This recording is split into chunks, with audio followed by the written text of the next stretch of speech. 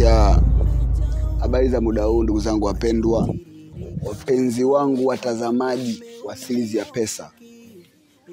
Hapa niko mbele yenu ni producer wa Pesa.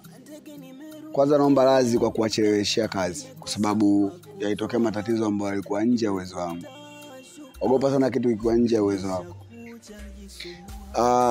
Msanii wa kwanza ambaye nilikuwa naye ambaye cheza kama mdogo wangu alikuwa anaitwa Lulu. Nadhani wengi mnamfahamu. Alipata matatizo. Kwa hiyo baada ya kupata matatizo tukamruhusu aende, ila naye amekutana na vitu viko nje ya uwezo wake huko alikoenda. Kwa hiyo imeshindikana kurudi. Hivyo sini zake ambazo tulikuwa tumezishuti mpaka kufikia katikati episode ikabidi tuzifute na tumtafute Lulu mwingine. Kwa hiyo huyu ndo atakuwa Lulu mpya katika series yetu ya Pesa. Episode zote zinazoendelea mbele tutakuwa na Lulu mpya. Na niwaambie tu kitu kimoja, kama mkao wa kula kesho saa 4 naachia episode ya 3. Kaa karibu na channel yangu Mwakioma TZ.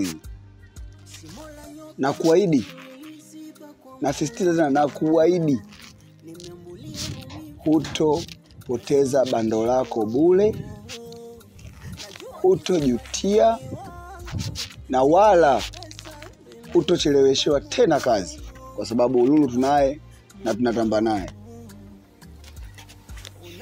Na cha kuongezea zaidi, kama hujasubscribe channel yetu, basi subscribe ili usipitwe na vitu vitamu. Asante. Huyu Lulu anazingua. Hii props ya hapa F35 imetoka. Toka tumeanza kushuti mpaka sasa hivi sahani ni nyeupe, sawa? Yaani hii shot tunaanza kushuti ni hasara. Wewe mama, unajua hii kuku tumetoa wapi?